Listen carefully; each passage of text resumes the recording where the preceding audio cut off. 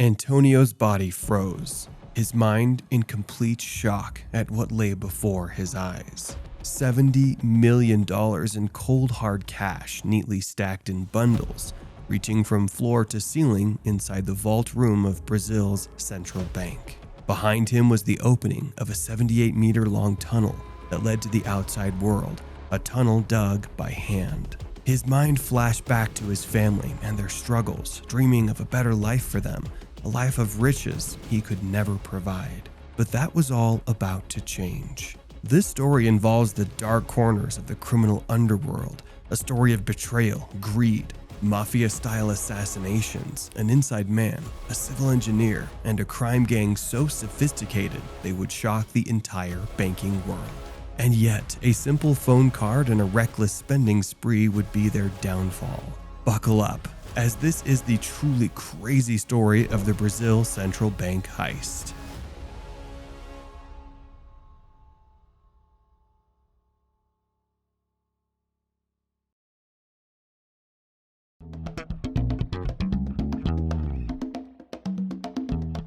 Antonio knew crime well. His connections wove through the Brazilian criminal circles, making him the ideal ringleader for a bank heist. This latest scheme was Antonio's most daring yet. He would tunnel under the vault of the central bank, where stacks of crisp, unmarked bills waited, totaling $70 million, and steal the loot. Such ambition demanded expertise. Antonio sought out the most seasoned criminals, partners as cunning and fearless as himself.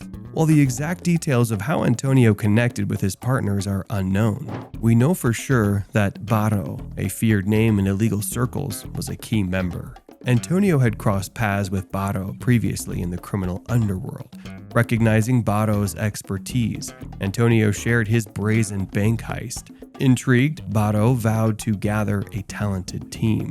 Barro, known for orchestrating crimes that baffled the police, carefully assembled his crew of 8. A former cop who had a grudge against the system, a security guard open to being bribed, a bank robber with a long rap sheet, and his wife Carla, who was smart and cunning, were among them. The crew would risk everything, leaving their normal lives behind to embark on this crazy plan. Still, doubt plagued Antonio's mind. What's the use of a tunnel if the bank's security alarms will stop us dead in our tracks, he questioned. Breaching the bank's formidable security appeared impossible.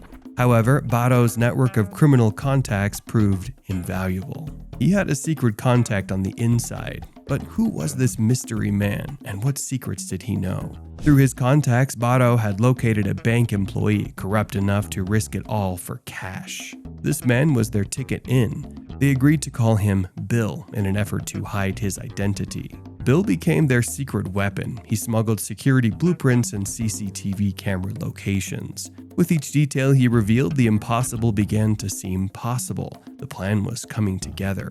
In May of 2005, Barro made a move that was as clever as it was bold. He decided to set up a front for their operation and opened a new landscaping company, conveniently located just a stone's throw away from the bank. The name they chose for this sham business was Grama Sintética. They bought a van, and on its side they printed the new company name, and even went the extra mile and set up a working phone number too.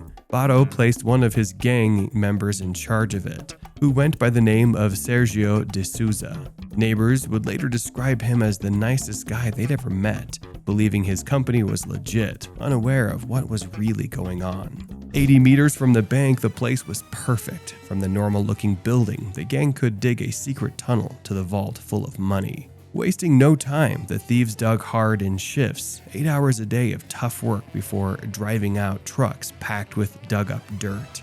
Each day, the tunnel moved slowly closer to the bank. The bold tunnel plan was happening, but just weeks into digging, disaster hit. The hard work might all come apart. Inside the tunnel, big trouble unfolded. The walls started falling, kicking up clouds of dust. The sweaty man began choking as the air grew thin. Every breath felt difficult. Barro had carefully planned a lot, but not this. Barro refused to quit. For enough cash, he could solve any trouble. His search found an experienced building engineer and a team of experienced bricklayers. Barro brought them in to fix the tunnel for a cut of the stolen money. They set up air conditioning inside the tight tunnel space. The cool air from the vents was like a lifesaver, changing the choking hot tunnel into a place they could work. As the operation progressed, the gang grew in number. Each new member brought their own story, some driven by the relentless grip of poverty, others lured by greed. This mixed-up group, each having their own hopes and troubles, made the risky plan more complicated.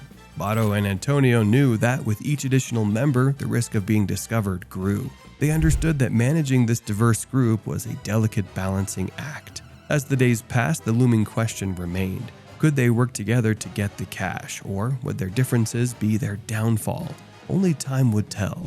For 3 long months, the digging wore on. 8 grinding hours of progress each day. Advanced GPS guided the tunnel straight toward its target. Exhaustion weighed, but spirits stayed high. Every meter tunneled brought the thieves closer to life-changing wealth. Even though the tunnel eventually cost them about $200,000, they believed that this was only a tiny percentage of what they would find in the bank's vault. Finally, the day came. It was the 6th of August 2005, a Saturday. After tirelessly working for 3 months, their 260-foot tunnel reached right under the bank vault at last. But just as they got really excited, disaster struck. Cracks formed on the walls of the tunnel, with dust falling down. Had they missed something and made a deadly mistake? The huge vault above was now balancing dangerously with its base tunneled out. Were they about to be crushed by the massive weight and buried alive?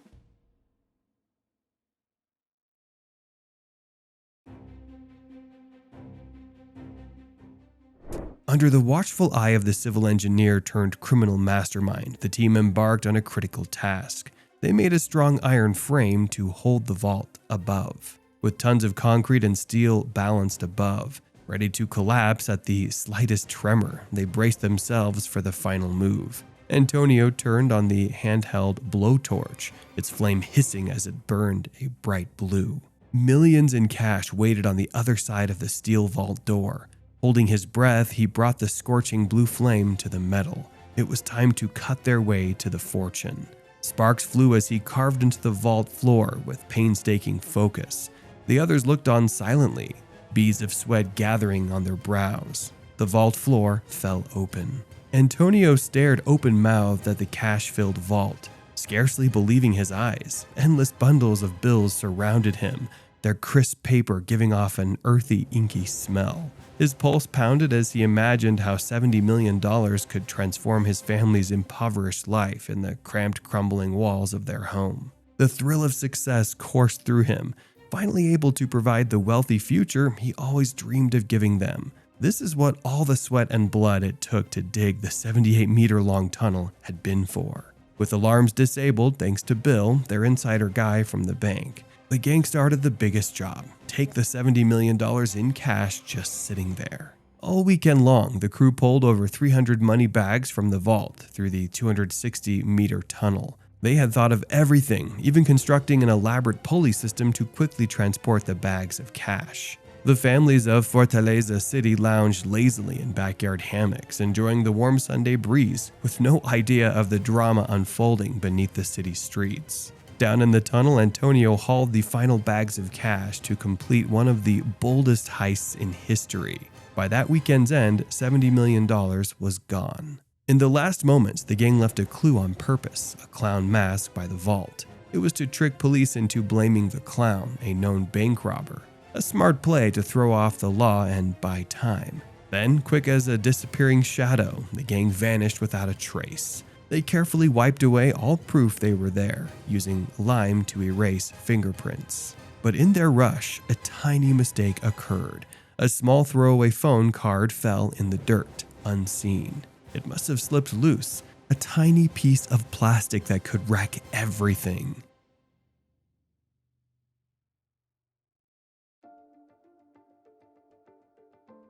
After successfully stealing $70 million, the group had to split it like they promised. While they all had a shared goal of getting rich off the heist, tension slowly mounted among them. Those from lives of hardship looked scornfully at members seemingly just along for an easy payout. They claimed those part-time gang members didn't deserve an equal cut when they had put in so much more sweat and blood. They demanded bigger shares as a bonus. The others refused since that's less cash for them. Then, a savage feud erupted and voices escalated to a fever pitch as the game members faced off, cheeks flushed with rage. Bato's warnings to keep cool were lost. Then, suddenly a single gunshot blasted out.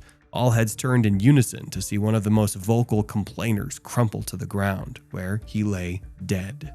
The gunshot was a scary wake-up call, the start of real trouble for the gang. Knowing he had to keep control of the situation, Bato strongly told everyone to keep this money secret. Flashy spending could get eyes on them, putting everybody in danger. One slip-up, he warned, might make the whole gang fall hard, a risk none of them could afford. At the central bank, police started digging into the crime, finding the complex tunnel the gang left. Experienced detectives were shocked by how daring and smart the robbers were. The crime scene was scattered with tools of the heist, bolt cutters, blowtorches, and an electric saw, all hinting at the meticulous preparation.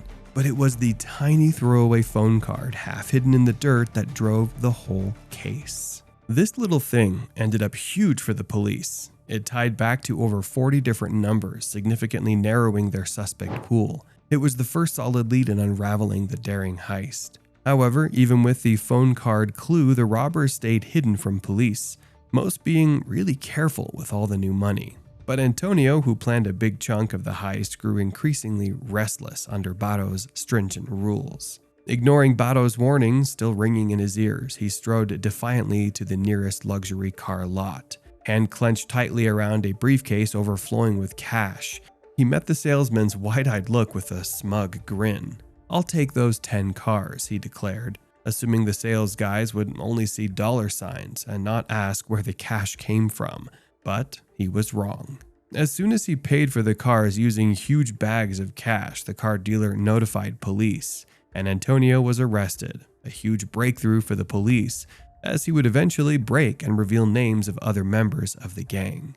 Barely a few months later, 26 other members of the group were arrested, and over $8.8 million was recovered. As the police pursued the remaining members of the heist gang, the allure of their stolen wealth drew dangerous attention from other quarters. Luis Fernando Ribeiro, a 26-year-old gang member, had successfully evaded police after the heist and relocated to Sao Paulo with his share of the loot. However, his newfound wealth became his vulnerability. He soon became a target and was abducted by another criminal gang. They demanded a hefty ransom of $890,000 for his release. The kidnappers chose Fernando's lawyer, Mauricio, to mediate the exchange, believing a legal professional would ensure a smooth transaction. Once the payment was made, they promised Fernando's safe return to his anxious family. Mauricio took on a dangerous job, delivering $890,000 in ransom money to a gas station. After handing the thick sack of cash to the kidnappers there, he begged to bring Fernando back with him,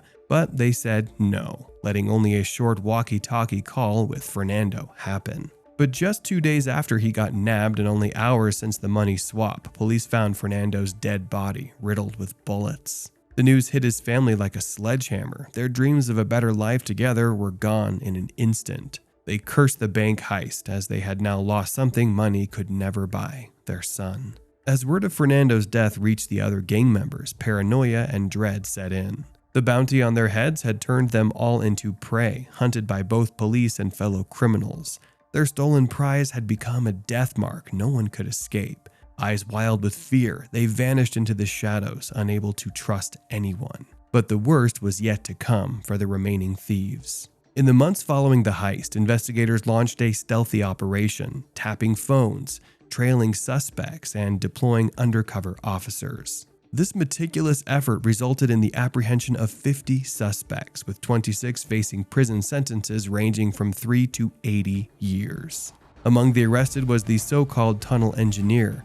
Despite these significant arrests, only about $20 million of the stolen funds were recovered. The heist served as a wake-up call for Brazilian banks, leading to the implementation of enhanced security measures. This extraordinary crime captured global attention, illustrating a scenario where reality rivaled fiction. If you enjoyed this video, make sure to watch our other video about the biggest art heists in history, where two men dressed as Boston police officers managed to outsmart security and walk out the front door with over $300 million worth of art.